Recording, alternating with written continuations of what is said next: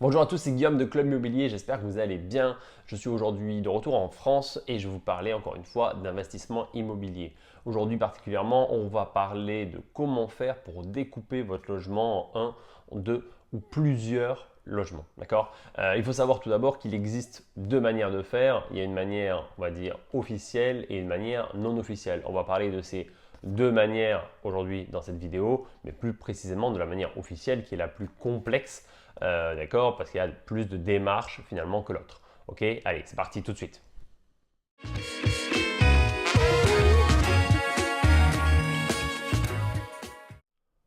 Bon, la première chose à savoir, lorsque vous voulez découper un logement, c'est que normalement vous avez des démarches à effectuer. D'accord. Vous ne pouvez pas faire ça n'importe comment. C'est pas parce que vous n'avez pas beaucoup de travaux à l'intérieur que vous n'avez rien à faire. Ok. Certaines personnes diront, vous êtes à l'intérieur, vous êtes chez vous, vous faites ce que vous voulez. Ce n'est pas vrai, vous ne faites pas ce que vous voulez. Il y a des règles à respecter lorsque vous faites de la découpe de logement. Même les mairies, parfois, n'ont pas forcément toutes les infos nécessaires parce que simplement elles ne sont pas formées pour. Les équipes de la mairie ne sont pas tout le temps formées pour de savoir réellement, finalement, ce qui doit être fait lorsque vous faites de la découpe de logement.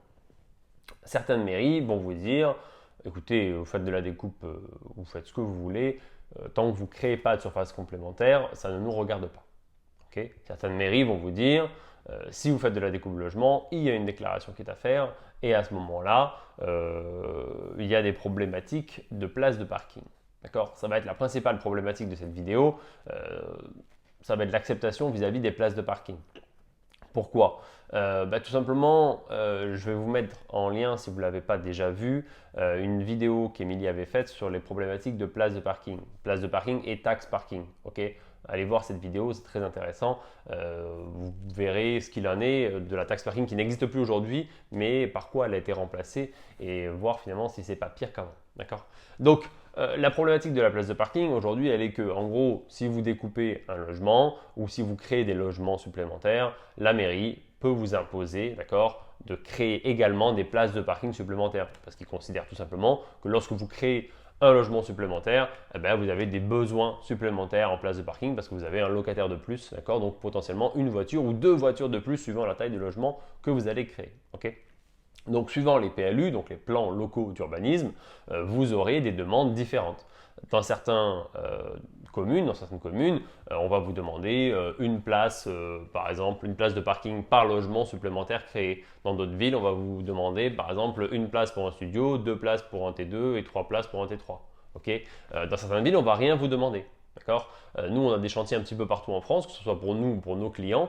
Il s'avère que dans certaines communes, on ne va rien nous demander du tout et on n'aura pas de problématique de place de parking. Et dans d'autres, lorsqu'on va vouloir découper ne serait-ce qu'un T2 en deux studios, eh ben, on va nous imposer parfois deux voire trois places de parking simplement pour la création d'un logement complémentaire. Donc vous imaginez l'impact que ça peut avoir. La question est de se dire, finalement, comment je crée une place de parking s'il n'y a pas de, si j'ai pas de terrain, par exemple. Là, c'est là où il y a une problématique. D'accord. Il y a une vraie problématique parce que, parce que si vous n'avez pas de terrain, vous ne pouvez pas créer de place, c'est clair, mais vous avez d'autres solutions éventuelles qui ne sont pas forcément valables. C'est-à-dire que ce que je vais vous dire là, ça peut marcher comme ça peut ne pas marcher. Par exemple, vous pouvez normalement louer des espaces, d'accord, des places ou des garages à proximité de votre logement, d'accord, mais c'est pas, je ne vais pas le louer pendant un mois et puis ça fonctionne, d'accord. Il faut que ce soit un bail de longue durée qui soit mis en place, d'accord, qui soit mis en place pour vos locataires. D'accord. Et à ce moment-là, ça peut fonctionner éventuellement. Mais encore une fois, c'est la mairie derrière ou la préfecture qui va valider cet élément-là. J'ai eu le cas sur un projet qu'un client était en train d'acheter, sur lequel il y avait une problématique de réglementation par rapport à des logements qui avaient été découpés de manière un peu sauvage. Et du coup, le propriétaire qui vendait a demandé à la mairie s'il pouvait simplement racheter des garages qui étaient prévus à côté, parce qu'il avait fait les démarches pour, et ils lui ont dit que même s'il rachetait les garages, il n'accepterait pas sa découpe. Donc, pensez bien à vous renseigner avant de découper. Okay. Ne découpez pas et après en disant bon, mais comment je régularise la situation. Non, ça ne marche pas dans ce sens-là. C'est d'abord, vous faites les démarches, vous allez voir la mairie, vous allez voir éventuellement la préfecture, mais bon, je ne suis pas forcément allé jusque-là, mais en tout cas, allez voir la mairie. expliquez-leur votre cas, expliquez-leur ce que vous voulez faire et demandez-leur les démarches à effectuer. Okay. Même si vous vous dites, ok, c'est à l'intérieur de mon logement, donc personne ne va le voir. Il faut savoir que bon, il y a les problématiques de réglementation de la loi, tout simplement, mais il y a aussi, il faut savoir que vous pouvez malheureusement subir des dénonciations. Voilà, par exemple, un voisin qui est jaloux de votre situation, qui va vous dénoncer en disant, ben voilà, j'ai vu que ce personne-là, il a fait beaucoup de travaux chez lui, que maintenant il y a 2 types de locataires qui rentrent, ça peut poser problème, d'accord? Et une autre problématique, surtout lorsque vous faites de la découpe sauvage, c'est-à-dire non officielle, c'est la problématique derrière de la revente. D'accord. Quand vous revendez un bien, si vous revendez un bien et que à l'intérieur vous avez 2 logements, dans un logement en fait vous avez 2 logements, ben, vous ne pourrez pas vendre séparément un des 2 logements. D'accord. Vous devrez vendre les 2 logements en même temps. Et ça veut dire que vous adressez forcément à un investisseur et pas à un particulier. Donc il faut avoir ça en tête et il faut que l'investisseur accepte aussi de récupérer ce produit-là qui va forcément évaluer moins cher qu'un produit qui sera découpé officiellement. Okay. Donc voilà pourquoi moi en tout cas je ne fais pas de découpe non officielle. Alors les découpes non officielles, ça veut dire quoi? Ça veut dire simplement que je fais mes travaux à l'intérieur, je ne demande rien à personne, d'accord, et je mets en place des locataires dans chacun des deux logements, d'accord. Ça veut dire ça. Mais si je fais de la découpe officielle, qu'est-ce que ça implique exactement? Ça implique une déclaration en mairie, d'accord, avec une déclaration, style déclaration de travaux, et ça implique également une déclaration aux impôts. Donc, généralement, c'est fait en même temps, c'est dans le même formulaire. Donc ça veut dire ça, et ça veut dire problématique de place de parking, mais une autre problématique aussi qui est vraiment très importante, c'est la problématique du compteur électrique. Savoir comment je fais avec mon compteur électrique, parce que j'ai un compteur électrique qui est unique, d'accord, pour les 2 logements ou les 3 logements que vous allez créer à l'intérieur de ce logement, ce grand logement. La problématique se pose de savoir comment vous faites. Si vous voulez rajouter des compteurs, ce qui est quand même quasiment obligatoire dans la plupart des cas, à part éventuellement si vous faites de la colocation ou de la location saisonnière. Mais si vous voulez rajouter des compteurs, dans certains cas, les services, d'accord, de Enedis, anciennement ERDF, vont souvent, pas toujours, d'accord, souvent vous demander une attestation de la mairie comme quoi vous avez bien eu l'autorisation en fait de découper les logements ou de créer des logements complémentaires. Ça m'est arrivé qu'on ne me le demande pas, ça m'est arrivé qu'on me le demande. Sur certains projets, on avait fait des permis, donc Enedis nous avait demandé le permis de construire. Dans d'autres cas, j'ai eu la problématique parce que je n'avais pas fait la déclaration à temps. Et du coup, j'ai dû, en gros, Enedis a bloqué mon dossier tant que je n'avais pas fait la déclaration, tant qu'elle n'était pas acceptée. Donc c'est une fois où je me suis fait avoir. Bref, je l'ai régularisé ensuite. Et du coup, c'est pour ça que je vous dis que dans certains cas, ça peut être très bloquant si vous voulez rajouter un compteur supplémentaire. Voilà, et ça a un coût, évidemment. C'est-à-dire que la déclaration non officielle, elle va rien vous coûter parce que vous allez faire des trucs, on va dire, de manière sauvage. Par contre, la déclaration officielle, la découpe officielle, elle va coûter de l'argent, forcément. Alors, la déclaration de travaux, ça coûte rien, d'accord, c'est gratuit. Par contre, trouver une place de parking éventuellement, c'est payant. Et rajouter un compteur électrique, évidemment, c'est payant. D'accord. Donc, il faut quand même avoir ça en tête que ça a un coût. Voilà, ça a un coût. Bon, ça, c'était sur les différents points plutôt administratifs par rapport aux règles, on va dire, par rapport aux règles d'urbanisme, ce genre de choses. Maintenant, il y a l'aspect plus technique.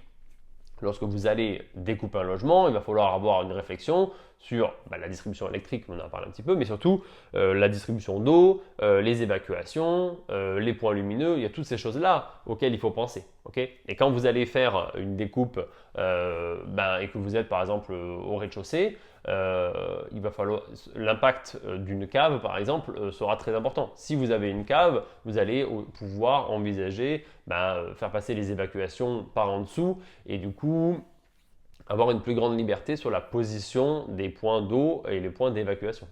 Okay. Vous imaginez bien que si aujourd'hui vous avez dans votre schéma de découpe, vous avez par exemple, vous voulez créer 2 WC, mais vous voulez créer les 2 WC à l'opposé l'un de l'autre, forcément c'est plus compliqué pour raccorder éventuellement les tuyaux entre eux et l'évacuer que si vous avez par exemple deux WC dos à dos sur lequel vous avez deux évacuations qui se rejoignent en une seule à la fin et après vous évacuez. Donc moi ce que je vous conseille lorsque vous faites de la découpe de logement, quelle qu'elle soit, même si là bien sûr on parle sans exemple concret, mais pensez à essayer de réunir tous vos points d'évacuation ensemble. C'est-à-dire que généralement, ce que je vais faire, c'est que je vais avoir les WC proches de la salle de bain et la cuisine, par exemple, qui est adossée à la salle de bain. Ça, je trouve que c'est une bonne solution. Et si vous arrivez à faire ça, ben, vous pouvez avoir ça d'un côté et juste coller derrière, c'est-à-dire en fait les deux logements dos à dos. Eh ben, sur ces deux logements dos à dos, je vous conseille de mettre en place la même chose, c'est-à-dire le même module. C'est-à-dire dans cet ensemble-là, vous aurez les deux évacuations pour les cuisines, les deux évacuations pour les WC et les deux évacuations pour les salles de bain. Okay, donc pour chaque lot. Ça vous permet de tout regrouper au même endroit. Ça vous permet par en dessous, soit vous avez, je vous dis, une cave et à ce moment-là, c'est assez simple. Soit en dessous, vous avez un autre appartement et là, c'est beaucoup plus compliqué. D'accord. Là, je vous parlais d'un cas simple qui était celui de la cave en dessous, donc vous avez une grande liberté pour la position des évacs.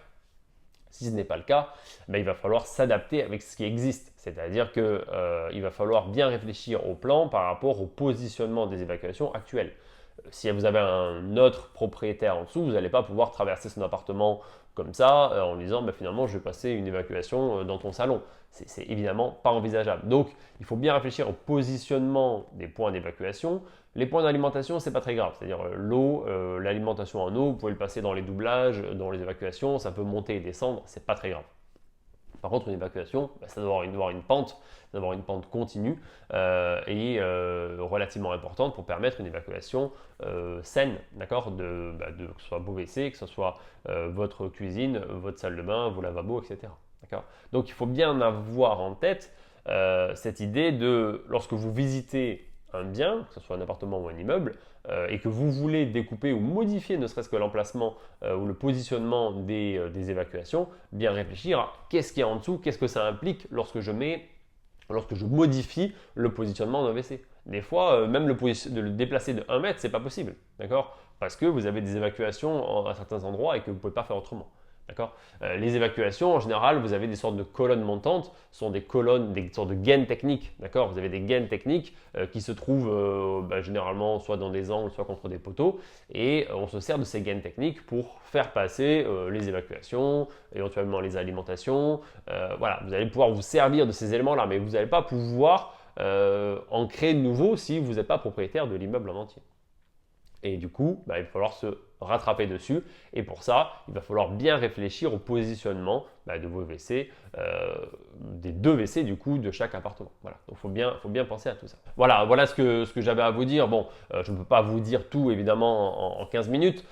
Si vous voulez en savoir plus, on a organisé un webinaire sur la thématique justement de la découpe de logement qui dure environ 1h15 je crois. Je vous laisse le lien dans la description, donc n'hésitez pas à aller jeter un coup d'œil.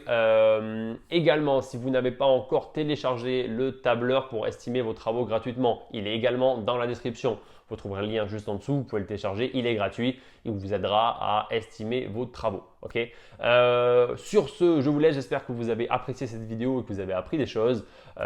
N'oubliez pas de mettre un pouce bleu, de vous abonner à la chaîne et si ce n'est pas déjà fait, de cliquer également sur la petite cloche en dessous pour recevoir des notifications dès que je sortirai une nouvelle vidéo. Okay. L'objectif, il est d'en sortir une par semaine à présent et du coup de vous fournir régulièrement du contenu gratuit. Bon, sur ce, je vous souhaite une très bonne journée et je vous dis à très bientôt. Salut, ciao!